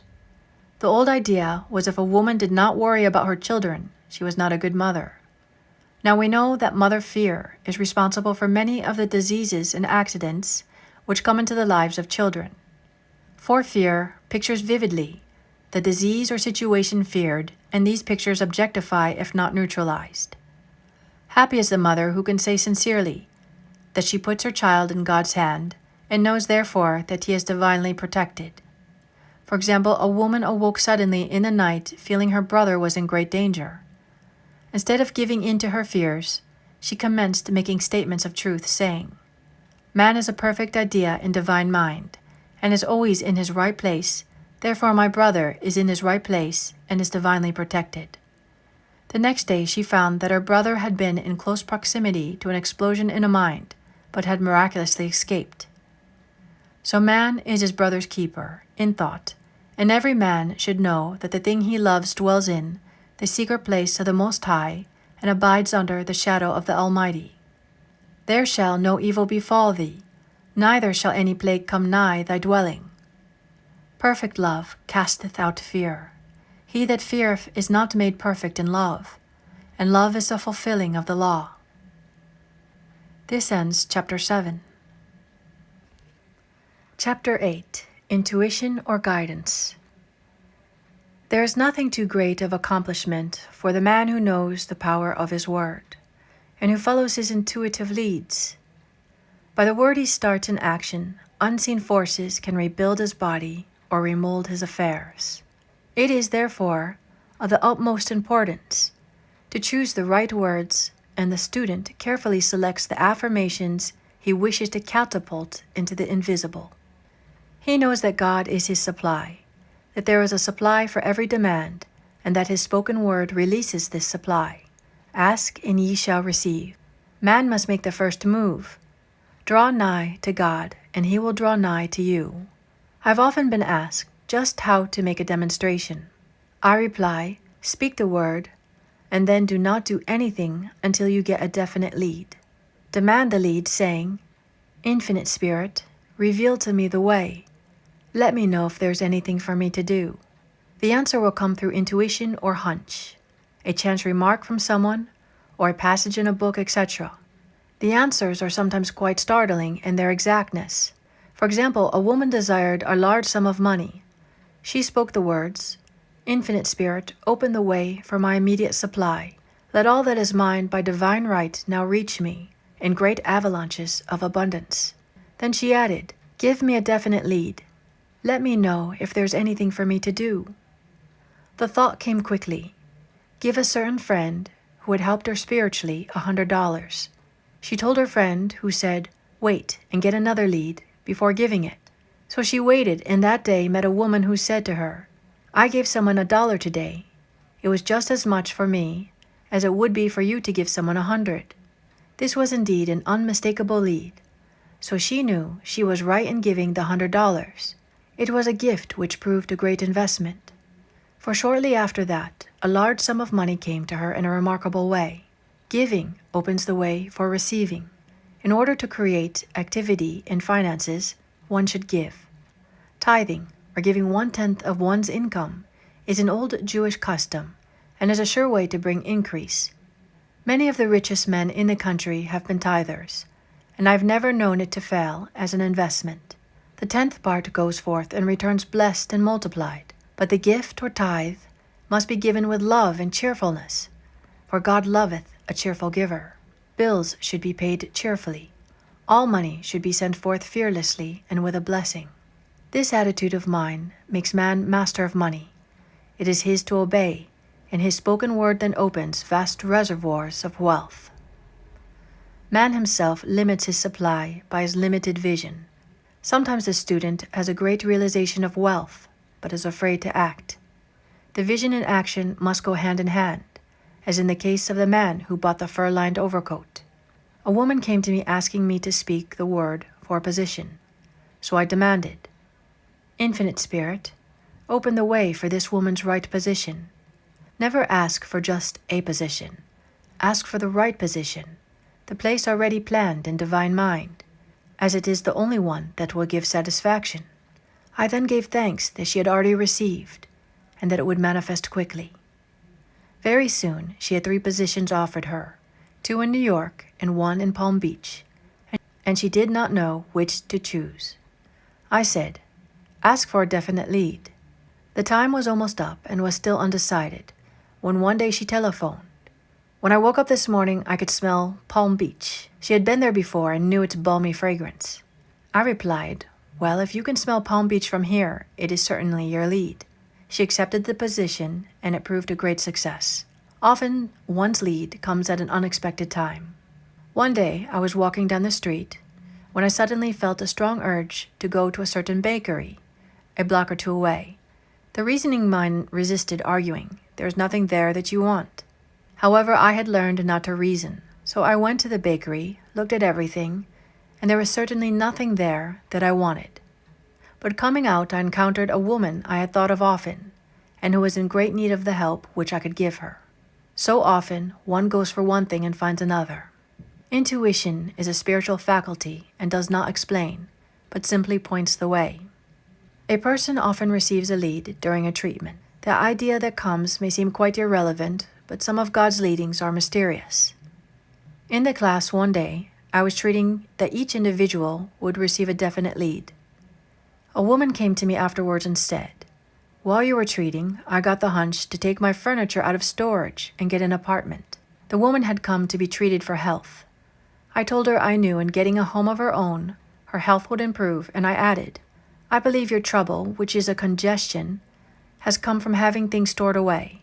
Congestion of things causes congestion in the body. You violated the law of use, and your body is paying the penalty." So I gave thanks that divine order was established in her mind, body, and affairs. People little dream of how their affairs react on the body. There is a mental correspondence for every disease. A person might receive instantaneous healing through the realization of his body being a perfect idea of divine mind. People little dream of how their affairs react on the body. There is a mental correspondence for every disease. A person might receive instantaneous healing through the realization of his body being a perfect idea and divine mind, and therefore whole and perfect.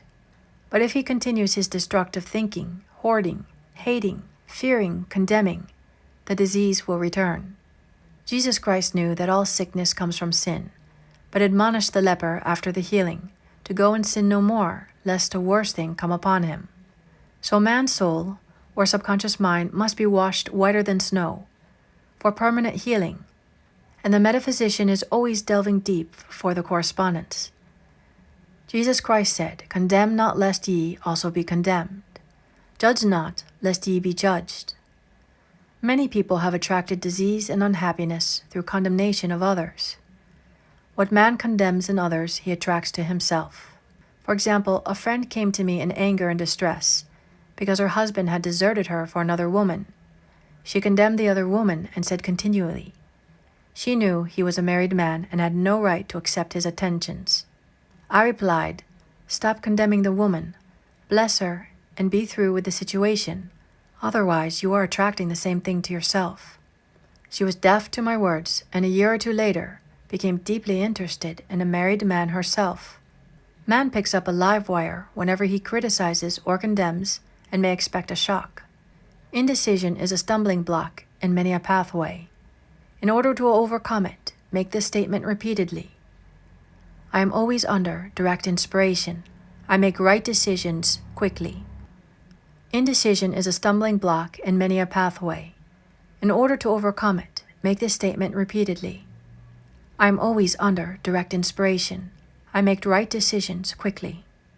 These words impress the subconscious, and soon one finds himself awake and alert, making his right moves without hesitation. I have found it destructive to look to the psychic plane for guidance, as it is the plane of many minds and not the one mind. As man opens his mind to subjectivity, he becomes a target for destructive forces. The psychic plane is the result of man's mortal thought, and is on the plane of opposites. He may receive either good or bad messages. The science of numbers and the reading of horoscopes keep man down on the mental or mortal plane, for they deal only with the karmic path. I know of a man who should have been dead years ago, according to his horoscope, but he is alive and leader of one of the biggest movements in the country for the upliftment of humanity. It takes a very strong mind to neutralize a prophecy of evil. The student should declare, "Every false prophecy shall come to naught. Every plan my Father in heaven has not planned shall be dissolved and dissipated. The divine idea now comes to pass." However, if any good message has ever been given one, of coming happiness, of wealth, harbor and expect it, and it will manifest sooner or later through the law of expectancy. Man's will should be used to back the universal will. I will that the will of God be done. It is God's will to give every man every righteous desire of his heart, and man's will should be used to hold the perfect vision without wavering. The prodigal son said, "I will arise and go to my father." It is indeed often an effort of the will to leave the husks and swine of mortal thinking. It is so much easier for the average person to have fear than faith. So faith is an effort of the will. As man becomes spiritually awakened, he recognizes that any external inharmony is the correspondence of mental inharmony. If he stumbles or falls, he may know he is stumbling or falling in consciousness. One day a student was walking along the street, condemning someone in her thoughts. She was saying mentally, "That woman is the most disagreeable woman on earth," when suddenly 3 Boy Scouts rushed around the corner and almost knocked her over. She did not condemn the Boy Scouts, but immediately called on the law of forgiveness and saluted the divinity in the woman. Wisdom's way are ways of pleasantness, and all her paths are peace. When one has made his demands upon the universal, he must be ready for surprises. Everything may seem to be going wrong, when in reality it is going right. For example, a woman was told that there was no loss in divine mind, therefore she could not lose anything which belonged to her. Anything lost would be returned, or she would receive its equivalent. Several years previously, she had lost $2,000. She had loaned the money to a relative during her lifetime, but the relative had died, leaving no mention of it in her will. The woman was resentful and angry, and as she had no written statement of the transaction, she never received the money. So she determined to deny the loss and collect the $2,000 from the Bank of the Universal. She had to begin by forgiving the woman, as resentment and unforgiveness closed the doors of this wondrous bank. She made this statement: "I deny loss. There is no loss in divine mind. Therefore, I cannot lose the $2,000 which belongs to me by divine right. As one door shuts, another door opens." She was living in an apartment house which was for sale, and in the lease was a clause stating that if the house was sold, the tenant would be required to move out within 90 days. Suddenly the landlord broke the leases and raised the rent. Again, injustice was on her pathway, but this time she was undisturbed. She blessed the landlord and said, "As the rent has been raised, it means that I'll be that much richer, for God is my supply." New leases were made out for the advanced rent, but by some divine mistake, the 90-day clause had been forgotten. Soon after, the landlord had an opportunity to sell the house. On account of the mistake in the new leases, the tenants held possession for another year. The agent offered each tenant $200 if he would vacate. Several families moved, 3 remained, including the woman. A month or 2 passed, and the agent again appeared. This time he said to the woman, "Will you break the lease for the sum of $1,500? It flashed upon her, here comes the $2,000. She remembered having said to friends in the house, "We will all act together if anything more is said about leaving." So her lead was to consult her friends. These friends said, "Well, if they have offered you $1,500, they will certainly give $2,000. So she received a check for $2,000 for giving up the apartment. It was certainly a remarkable working of the law, and the apparent injustice were merely opening the way for her demonstration. It proved that there is no loss, and when man takes his spiritual stand, he collects all that is his from this great reservoir of God. "I will restore to you the years the locusts have eaten."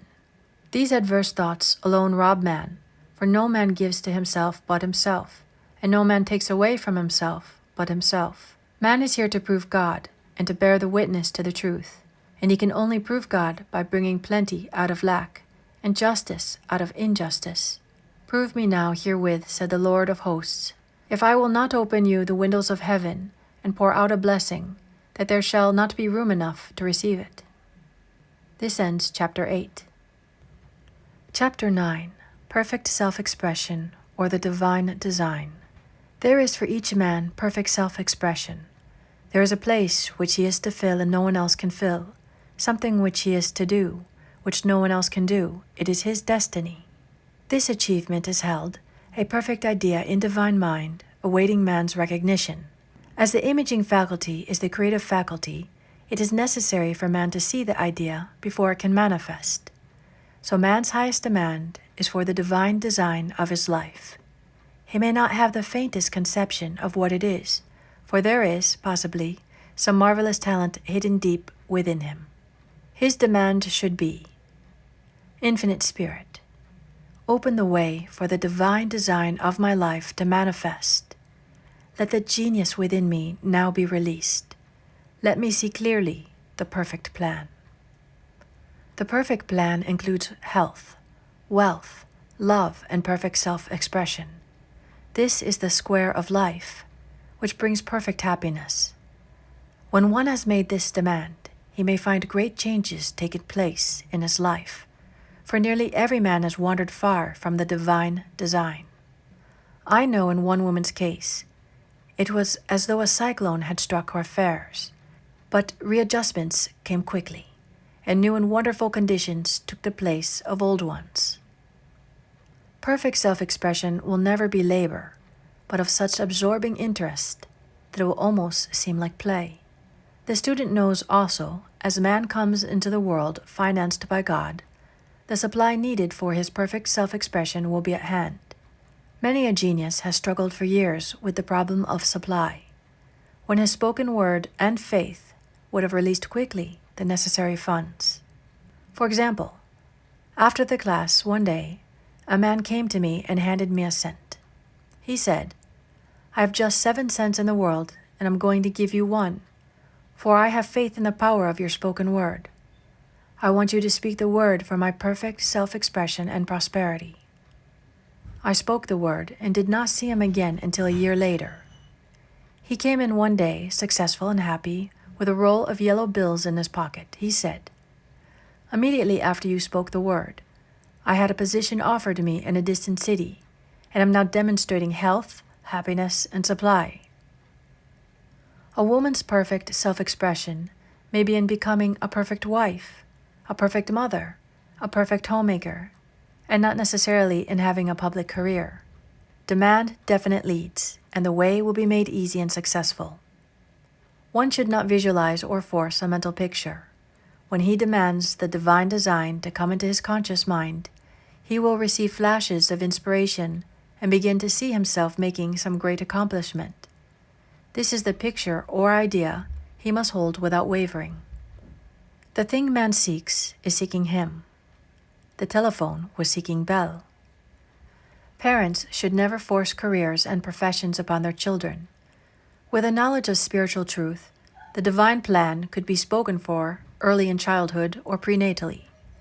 A prenatal treatment should be, let the God in this child have perfect expression. Let the divine design of his mind, body, and affairs be made manifest throughout his life, throughout eternity. God's will be done, not man's. God's pattern, not man's pattern, is the command we find running through all the scriptures, and the Bible is a book dealing with the science of the mind. It is a book telling man how to release his soul or subconscious mind from bondage. The battles described are pictures of man waging war against immortal thoughts. A man's foes shall be they of his own household. Every man is a Jehoshaphat, and every man is David, who slays Goliath, mortal thinking, with a little white stone, faith. So man must be careful that his is not the wicked and slothful servant who buried his talent. There is a terrible penalty to be paid for not using one's ability. Often fear stands between man and his perfect self-expression. Stage fright has hampered many a genius. This may be overcome by the spoken word or treatment. The individual then loses all self-consciousness and feels simply that he is a channel for infinite intelligence to express itself through. He is under direct inspiration, fearless and confident, for he feels that it is the Father within him who does the work. A young boy came often to my class with his mother. He asked me to speak the word for his coming examinations at school. I told him to make the statement, "I am one with infinite intelligence. I know everything I should know on this subject." He had an excellent knowledge of history, but was not sure of his arithmetic. I saw him afterwards, and he said, "I spoke the word for my arithmetic and passed with the highest honors, but thought I could depend on myself for history and got a very poor mark." Man often receives a setback when he is too sure of himself, which means he is trusting in his personality and not the Father within. Another one of my students gave me a sample of this. She took an extended trip abroad one summer, visiting many countries where she was ignorant of the languages. She was calling for guidance and protection every minute, and her affairs went smoothly and miraculously. Her luggage was never delayed nor lost, Accommodations were always ready for her at the best hotels, and she had perfect service wherever she went. She returned to New York. Knowing the language, she felt God was no longer necessary, so she looked after her affairs in an ordinary manner. Everything went wrong. Her trunks delayed amid inharmony and confusion. The student must form the habit of practicing the presence of God every minute. In all thy ways acknowledge Him. Nothing is too small nor too great. Sometimes an insignificant incident may be the turning point in a man's life. Robert Fulton watched some boiling water simmering in a tea kettle, saw a steamboat. I have seen a student often keep back his demonstration through resistance or pointing the way. He pins his faith to one channel only, and dictates just the way he desires the manifestation to come, which brings things to a standstill. My way, not your way, is the command of infinite intelligence. Like all power, be it steam or electricity, it must have a non-resistant engine or instrument to work through, and man is that engine or instrument. Over and over again, man is told to stand still. O Judah, fear not, but tomorrow go out against them, for the Lord will be with you. You shall not need to fight this battle. Set yourselves, stand ye still, and see the salvation of the Lord with you. We see this in the incidents of the $2,000 coming to the woman through the landlord when she became non-resistant and undisturbed, and the woman who won the man's love after all suffering had ceased. The student's goal is poise. Poise is power, for it gives God power a chance to rush through man, to will and to do its good pleasure. Poised, he thinks clearly and makes right decisions quickly. He never misses a trick. Anger blurs the visions, poisons the blood, is the root of many diseases and causes wrong decision leading to failure. It has been named one of the worst sins, as its reaction is so harmful. The student learns that in metaphysics, sin has a much broader meaning than in the old teaching. Whatsoever is not of faith is sin. He finds that fear and worry are deadly sins. They are inverted faith, and through distorted mental pictures, bring to pass the things he fears. His work is to drive out these enemies from the subconscious mind. When man is fearless, he is finished. Maeterlinck says that man is God afraid. So as we read in the previous chapters, man can only vanish fear by walking up to the thing he is afraid of. When Jehoshaphat and his army prepared to meet the enemy, singing praise the Lord, for his mercy endureth forever, they found their enemies had destroyed each other, and there was nothing to fight. For example, a woman asked a friend to deliver a message to another friend.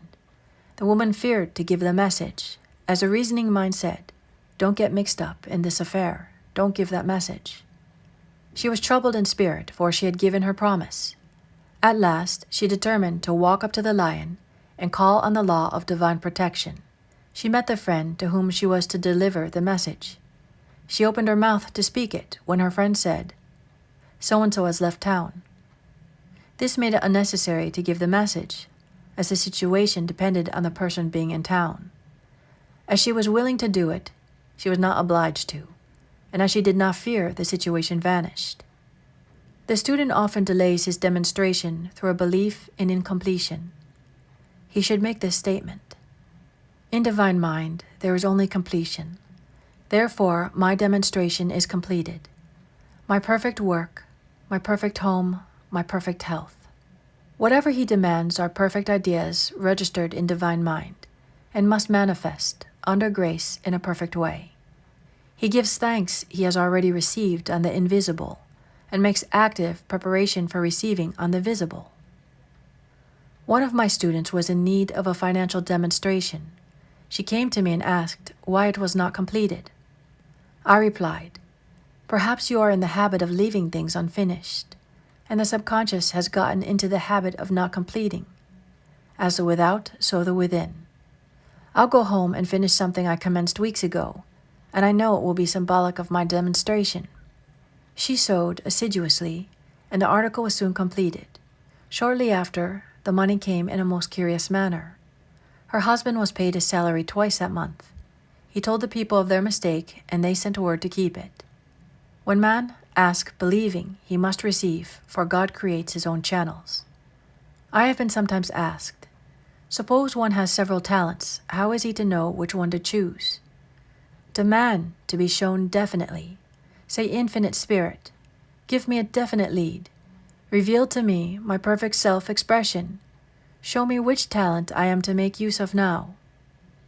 I have known people to suddenly enter a new line of work and be fully equipped with little or no training. So make the statement, I am fully equipped for the divine plan of my life, and be fearless in grasping opportunities. Some people are cheerful givers, but bad receivers. They refuse gifts through pride or some negative reason, thereby blocking their channels and invariably find themselves eventually with little or nothing. For example, a woman who had given away a great deal of money had a gift offered her of several $1,000s. She refused to take it, saying she did not need it. Shortly after that, her finances were tied up, and she found herself in debt for that amount. Man should receive gracefully, the bread returning to him upon the water. Freely ye have given, freely ye shall receive. There is always the perfect balance of giving and receiving, and though man should give without thinking of returns, he violates law if he does not accept the returns which come to him. For all gifts are from God, man being merely the channel. A thought of lack should never be held over the giver. For example, when the man gave the 1 cent, I did not say, poor man, he cannot afford to give me that. I saw him rich and prosperous, with his supply pouring in. It was this thought which brought it. If one had been a bad receiver, he must become a good one, and take even a postage stamp, if it is given him, and open up his channels for receiving. The Lord loveth a cheerful receiver, as well as a cheerful giver. I have often been asked why one man is born rich, healthy, and another poor and sick. Where there is an effect, there is always a cause. There is no such thing as chance. The question is answered through the law of reincarnation. Man goes through many births and deaths until he knows the truth which sets him free. He is drawn back to the earth plane through unsatisfied desire to pay his karmic debts or to fulfill his destiny. The man born rich and healthy has had pictures in his subconscious mind in his past life of health and riches, and the poor and sick man of disease and poverty. Man manifests on any plane the sum total of his subconscious beliefs. However, birth and death are man-made laws, for the wages of sin is death. The Adamic fall in consciousness through the belief in two powers. The real man, the spiritual man, is birthless and deathless. He never was born and has never died, and he was in the beginning, he is now, and ever shall be. So through the truth, man is set free from the law of karma, sin, and death, and manifests the man made in his image and likeness. Man's freedom comes through the fulfilling his destiny, bringing into manifestation the divine design of his life. His Lord will say unto him, Well done, thou good and faithful servant. Thou hast been faithful over a few things. I will make thee ruler over many things, death itself. Enter thou into the joy of thy Lord, eternal life. This ends Chapter 9. Chapter 10. Denials and Affirmations. Thou shalt decree a thing, and it shall be established unto thee. All the good that is to be made manifest in man's life is already an accomplished fact in divine mind, and is released through man's recognition or spoken word. So he must be careful to decree that only the divine idea be made manifest, for often he decrees through his idle words failure or misfortune. It is therefore of the utmost importance to word one's demands correctly, as stated in a previous chapter. If one desires a home, friend, position, or any other good thing, make the demand for the divine selection. For example, Infinite Spirit, open the way for my right home, my right friend, my right position. I give thanks. It now manifests under grace in a perfect way. The latter part of the statement is most important. For example, I know a woman who demanded $1,000. Her daughter was injured, and they received $1,000 indemnity. So it did not come in a perfect way. The demand should have been worded in this way. Infinite Spirit, I give thanks that the $1,000, which is mine by divine right, is now released and reaches me under grace in a perfect way. As one grows in a financial consciousness, he should demand that the enormous sums of money, which are his by divine right, reach him under grace in perfect ways. It is impossible for man to release more than he thinks is possible, for one is bound by the limited expectancies of the subconscious. He must enlarge his expectancies in order to receive in a larger way. Man so often limits himself in his demands. For example, a student made the demand for $600 by a certain date.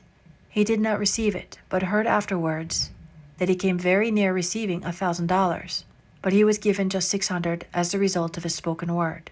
They limited the Holy One of Israel. Wealth is a matter of consciousness. The French have a legend giving an example of this. A poor man was walking along a road when he met a traveler, who stopped him and said, "My good friend, I see you are poor. Take this gold nugget, sell it, and you will be rich all your days." The man was overjoyed at his good fortune and took the nugget home. He immediately found work and became so prosperous that he did not sell the nugget. Years passed, and he became a very rich man. One day he met a poor man on the road. He stopped him and said, "My good friend, I will give you this gold nugget, which if you sell, will make you rich for life." The mendicant took the nugget, had it valued, and found it was only brass. So we see, the first man became rich through feeling rich, thinking the nugget was gold. Every man has within himself a gold nugget. It is his consciousness of gold, of opulence, which brings riches into his life. In making his demands, man begins at his journey's end. That is, he declares he has already received. "Before ye call, I shall answer." Continually affirming establishes the belief in the subconscious. It would not be necessary to make an affirmation more than once if one had perfect faith. One should not plead or supplicate, but give thanks repeatedly that he has received. The desert shall rejoice and blossom as the rose. This rejoicing, which is yet in the desert state of consciousness, opens the way for release. The Lord's Prayer is in the form of command and demand. "Give us this day our daily bread, and forgive us our debts as we forgive our debtors," and ends in praise. "For thine is the kingdom and the power and the glory forever. Amen. Concerning the works of my hand, command ye me." So prayer is command and demand, praise and thanksgiving. The student's work is in making himself believe that with God all things are possible. This is easy enough to state in the abstract, but a little more difficult when confronted with a problem. For example, it was necessary for a woman to demonstrate a large sum of money within a stated time. She knew she must do something to get a realization, for realization is manifestation, and she demanded a lead. She was walking through a department store when she saw a very beautiful pink enamel paper cutter. She felt the pull towards it. The thought came, "I haven't a paper cutter good enough to open letters containing large checks."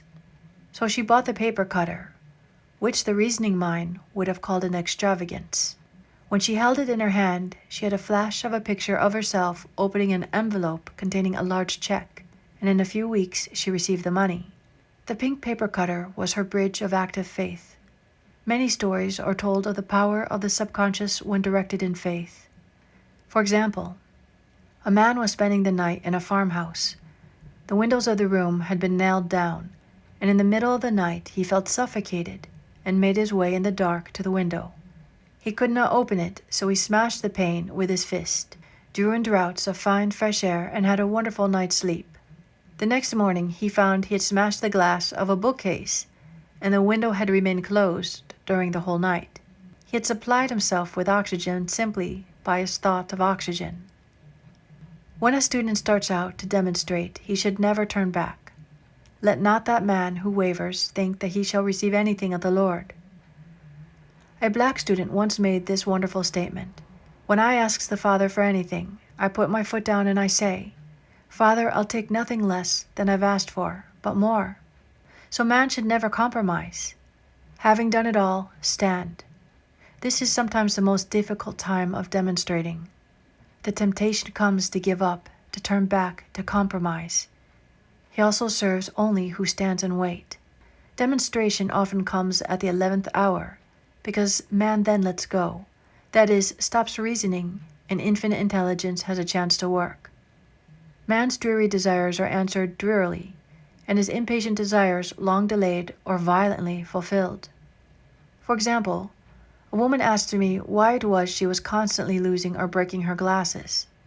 We found she often said to herself and others with vexation, "I wish I could get rid of my glasses." So her impatient desire was violently fulfilled. What she should have demanded was perfect eyesight. But what she registered in the subconscious was simply the impatient desire to be rid of her glasses, so they were continually being broken or lost. Two attitudes of mind cause loss: depreciation, as in the case of the woman who did not appreciate her husband, or fear of loss, which makes a picture of loss in the subconscious.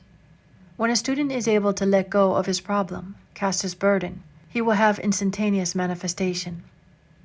For example, a woman was out during a very stormy day, and her umbrella was blown inside out. She was about to make a call on some people whom she had never met, and she did not wish to make her first appearance with a dilapidated umbrella. She could not throw it away, as it did not belong to her. So in desperation she exclaimed, "Oh God, you take charge of this umbrella. I don't know what to do." A moment later, a voice behind her said, "Lady, do you want your umbrella mended?" There stood an umbrella mender. She replied, "Indeed I do." The man mended the umbrella while she went into the house to pay her call, and when she returned, she had a good umbrella. So there's always an umbrella mender at hand on man's pathway when one puts the umbrella or situation in God's hand. One should always follow a denial with an affirmation. For example, I was called on the phone late one night to treat a man whom I had never seen. He was apparently very ill. I made this statement: "I deny this appearance of disease. It is unreal, therefore cannot register in his consciousness. This man is a perfect idea in divine mind, pure substance expressing perfection.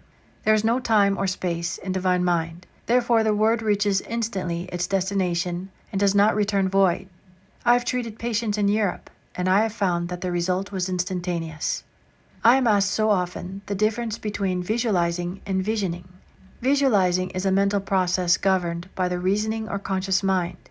Visioning is a spiritual process governed by intuition or the superconscious mind. The student should train his mind to receive these flashes of inspiration and work out the divine pictures through definite leads. When a man can say, "I desire only that which God desires for me," his new set of blueprints is given him by the master architect, the God within. God's plan for each man transcends the limitation of the reasoning mind, and is always the square of life containing health, wealth, love, and perfect self-expression. Many a man is building for himself in imagination a bungalow when he should be building a palace.